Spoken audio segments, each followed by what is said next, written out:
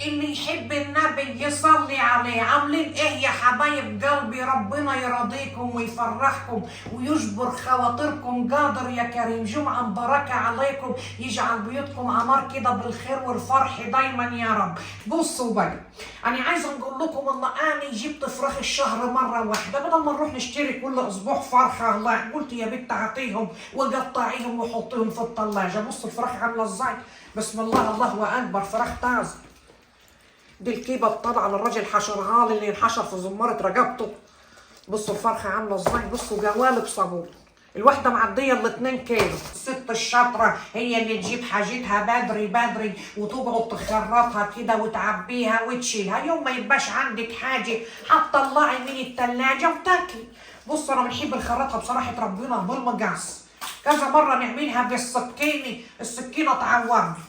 تقطعي كده يعني عظمها طاري. بصوا هتشوفوه كده هتلاقوها ملبنيه معاكوا خالص. بصوا صلاة النبي أحسن الورك قديه. أنا جايباها فراخ كبيرة عشان الورك ده بنقسمه على مرتين. بصوا نجيب كده السكينة أو المقص ونيجي فصلاها كده. بقت الفعبيرة لوحدها وبقت الحتة التانية ديت اللي فيها الحلبوز لوحدها. تعملي مثلا يوم فراخ كنتاكي للعيال وتأكلها لهم أهي زي الفل. بسم الله الرحمن الرحيم. الحاجة في الدار يا ولاد بتبقى تخلي البيت كده عمار، اللي عايز ياكل حاجة واللي مش عايز ياكل. المهم الحاجة تبقى في دارك وخلاص. أنا نحب نخزنها، يوم نعمل صينية بطاطس، يوم ناخد صدر نعمله ببصل، يوم مثلا نبعتها للشواية الراجل يشواها لي. الحاجة في الدار ملهاش حاجة خالص. الصدر بقى هنوريكم بيتقطع ازاي للبنات، عشان في ناس يعني ما بتعرفش وانا اولهم والله ما بنعرف. هنجرب معاكم دلوقتي، لا تفكروني يعني ان انا مقطع السمكه وديلها. لا، ام ابراهيم على الله حكايتي. بس الشطاره مش محتاجه وصفات خالص. هتدخلي المقص فيها كده بعنف وبرجه الاتنين مع بعض عشان تطلع معاك الخرطه قرمزيه. بصوا اهو، مش محتاجه يعني صعوبه. ادي الصدر الاولاني، باقي كتله اللحمه لوحدها اهي هضاب اللحمه. وهتجيبي برضه السكينه وتدخليها في الجزء بتاعك. بسم الله الرحمن الرحيم. الصدر بصراحه ربنا فيه زي نص كيلو لحمه لوحده. الله اكبر عليك يا ام براهيل. اهو هتشيلي من عليه الجلده كده بالطريقه الجميله وتسقطيه في حبه الميه، ويكون جنبك طبق ليمون زي ده كده. تمسكي تخرطي وتحطي عشان الزعفر، اسمعي مني كمان نضيفه جو. تحصري كده وتخلي الصدور لوحده والوراك لوحده والفخاد لوحده، تقسميها كده. الهياكل دي بقى هي احلى ما في الفراخ، قسما بالله من يعملها صينيه كده بالبطاطس بتطلع طعمها قرمزي وجميل. تقصي بس الحته دي كده ودي كده عشان بتبقى مزفره الفرخه. في ناس بتحبها، اللي بيحبها وعايز يزفر الفرخه يزفر براحته. بصوا الجمال. هناخد فرخايه تانيه حلوه كده ونقطعها. بصي يا مره منك ليها، هتمسكيها كده تدخلي المقص من هنا وبعد كده تدخلي المقص من هنا وتيجي فشخها من بعضها كده وقطعها نصين. والورك بقى هتدخلي فيه السكينه كده بالراحه او المقص، والحاجه اللي معاك تكون حاميه وتقسميها نصين كده.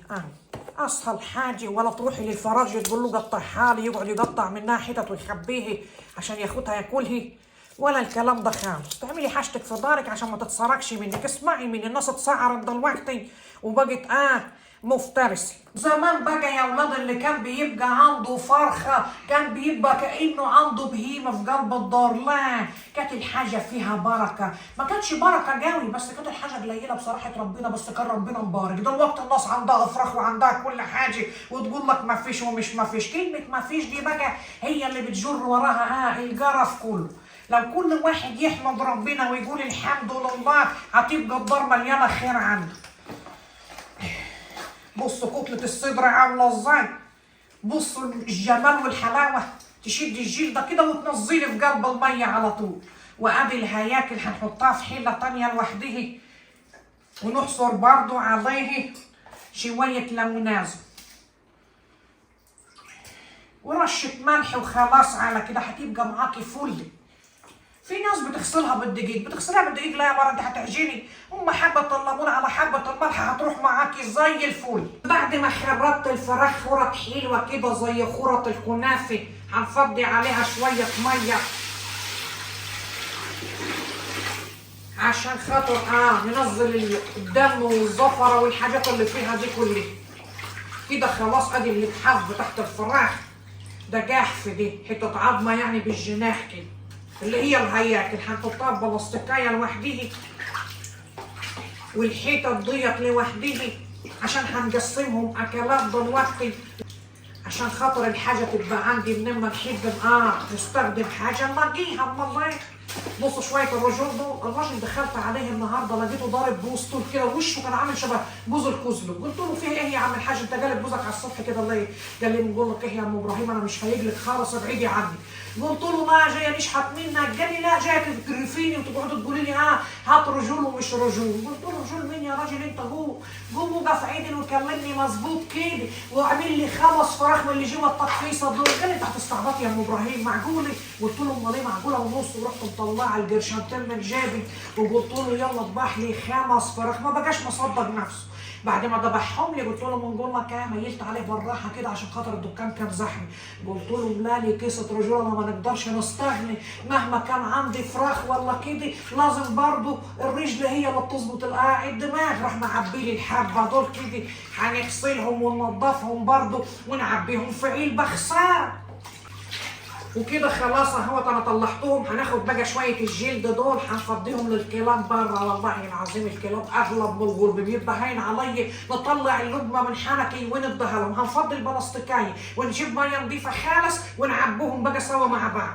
بصوا بقى بالصلاة على النبي انا عبيتهم في ورق الفيل. لا اهوت دي الصدور هتعملي بيها بانيه ومش بانيه، الحكايات اللي ملهاش اي 30 لازمه دي، بس هنعمله لازم عشان خاطر لو عملت حبه مكرونه صلصه ناخد حته بانيهايه جنبيه. وادي شويه العظم دول اللي هي الهياكل برضه، الواحد يعمل شوربه يعمل زربه يعمل اي حكايه وياكلها. في عندنا كعبورتين اهما نحطوا عليهم برضو حتتين هياكل تمشي حالك، حته كعبوره على حته هيكوله. انا بنقول عليها كعبير خلي بالكوا دي. ليه انتوا بتقولوا عليها دبابيس؟ دبابيس براحتكم بقى، اللي عايز ياكل دبابيس ويتشكل زوره هو حر، لكن انا بنقول عليها كعبوره حلوه كعبوره كده. وعندي شويه كبده وشويه رجول هنخرطهم حتت صغيره على بصلايه وهنلفهم كده بورق مشمع ونشوفوهم عملوا معايا كام اكل. عبيت الاكلات اهوت، والنهارده الجمعه وما ينفعش نعبي الحاجه ونشيلها في الطلاجه من غير ما نطلع حته نمصمص فيها وناكلها. خليت بقى شويه العظم دول رجابي كيبه جوانس رجول هنخرطها حتت صغيره على بصلايه. وادوكوا شايفين البركه هبت في الدار وبقى عندي خير قد ايه. امال نسكت على نفسي ونسيب الثلاجه فاضيه؟ لا ما يصحش، دي ام ابراهيم شاطره جاوي. بصوا اكلات قد ايه مش عارفه نوديها فين من كترها. لما بنروح نشتري الفرخه يوم ما نجيبها نسلقها كلها في الحله، لكن لما جبت 5 عملوا معايا بركه قد ايه. تعملوا زي بدل ما تجيبي حاجه فرضانيه لا تجيبي بلاستيكايه مليانه وتعمري دارك وتكبري الليل. وشويه الحاجات الرفايع دول هنعملهم بقى النهارده نتغدى بيهم. بعد بقى ما غلفتهم كده هناخدهم نلقحهم في الطلاجه. قطمولي وسط من ساعتها قاعده ننضف فيهم، بس مش مشكله زي بعضه. تعال بقى نحطهم نشوفوهم عملوا معايا كام اكل. ادي 1 2 3 4 5 6 7 8 9 10 11 اكله. بسم الله ما شاء الله. اوعوا تقولوا لي الثلاجه معفنه يا ام براهيس، انا بصراحه ربنا ما نظفتهاش من رمضان اللي فات، بس ان شاء الله هنبقى ننظفها بعدين بقى لما مزاجي يروق كده. يلا بقى نعملوا الغدا سوا. لاني واجعه من الجخه، وجبت معلقه سمنه معفنه كانت عندي على بصلتين وقلت نشغلتهم ونمجلتهم نحمرهم يعني عشان خاطر هننزل بالفراخ فيهم كده. هنعمل لكم وصفه قسما بالله لو تعملوها مش هتحبوا الفراخ بعديها خالص، بس انا بنحبها بيه. انا بنحب نعمل حاجات غريبه كده بتبقى حلوه وبتطري على قلبي. وعلى فكره لو لسه معايا لحد دلوقتي ما تنسوش اللايك، حطوا لي لايك. الهي يا رب يجعلكم اغنى الناس، الهي تصحوا تلاقوا نفسكم اغنى الناس في العالم. يلا ربنا يفرحكم يا رب. هنجلد بقى البصله كده، لازم تخليها تاخد لون بصله الشوي تبقى عسليه كده. بعد بقى ما حمرت البصله كده واتلسوعت تلسوعه من جنبها يعني خفيفه كده، هننزل بشويه الفراخولي. برجول فراخ بقى على رجابي على زميلها على كده. مرضتش نخزن الكبده عشان لما تتخزن بتبقى مطينه الطين. هنقلبها كده في قلب بعضها تقليبه حلوه. ونحط بقى الحباش. الحباش بقى دي ملح على فلفل اسود دخل في عيني عمال. ونفعص كمان طماطمايه كده عشان خاطر الصينيه لونها فاتح. بس خلاص على كده. وننزل بحبه الميه ونغطي عليها ونسيبها لحد ما تستوي. ونعمل بقى الرز. بصوا الجمال والحلاوه عشان تعرفوا ان ام ابراهيم طباخه بس بسم الله ما شاء الله.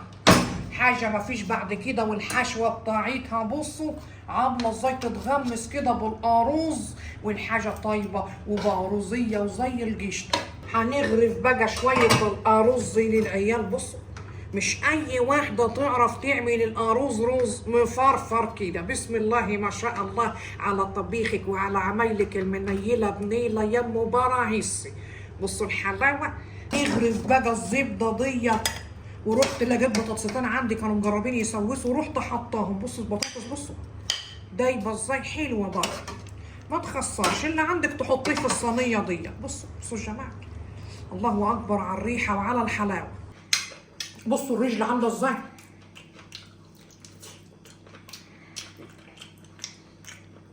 وحته الكبده روعه.